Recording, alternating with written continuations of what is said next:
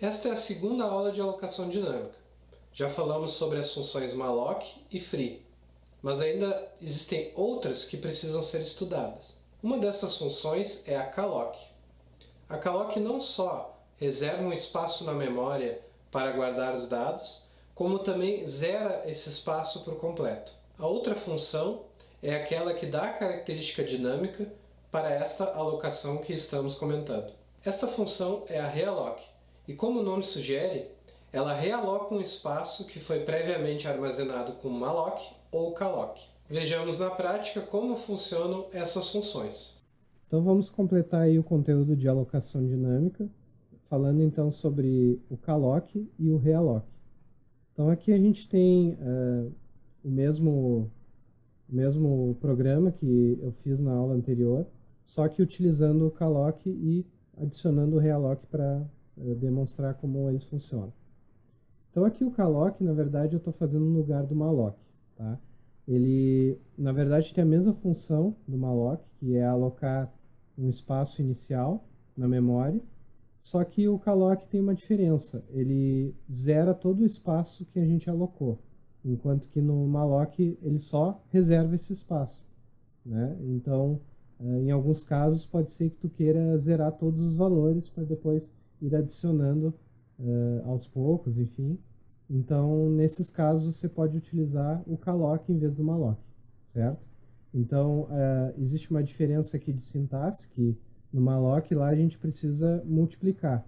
No calloc a gente já tem dois argumentos aqui, que o primeiro é o número de valores que tu quer armazenar e bota a vírgula e depois o tamanho que tu quer armazenar para cada valor, que no caso a gente utiliza ainda o sizeof aqui, e nesse caso o int, porque é um inteiro que estamos armazenando. Tá?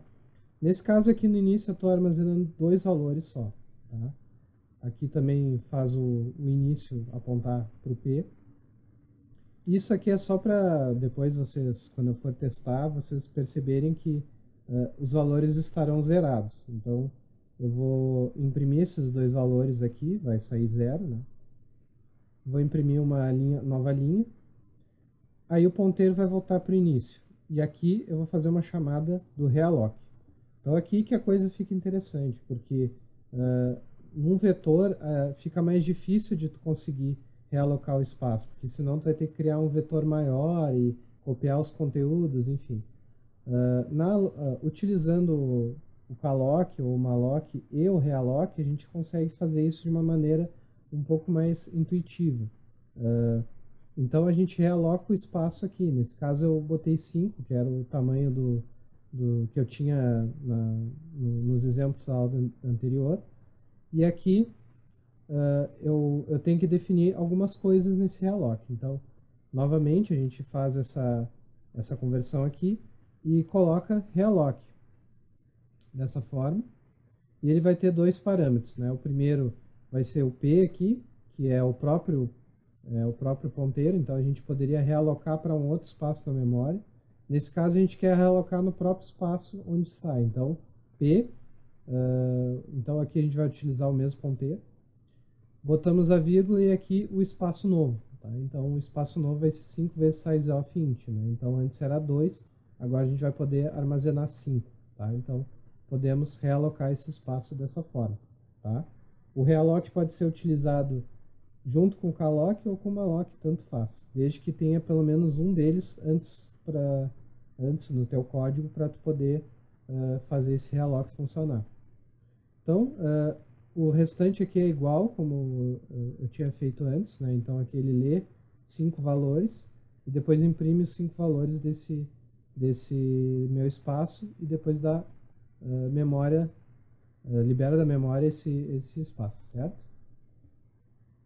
Então vamos testar aqui.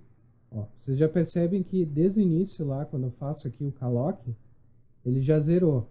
E aqui está a prova. Né? Temos dois valores, que é o tamanho que a gente tem no início, e esses dois valores são 0.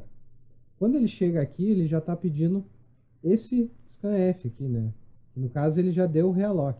Então, vocês vão ver que eu vou digitar 5 valores e aí ele vai me imprimir esses 5 valores aqui. Tá? Então, eu acabei de mostrar para vocês a diferença do calloc para o malloc, em que situação você pode utilizar, e como utilizar o realloc, que vai servir então para a gente mudar o espaço que reservamos com o malloc ou o calloc. E nunca se esqueçam de utilizar o free no final aqui, sempre que vocês tiverem um calloc ou um malloc, para cada um utilize um free, certo? Então, vamos para as próximas aulas e espero que estejam aproveitando o curso. Muito obrigado.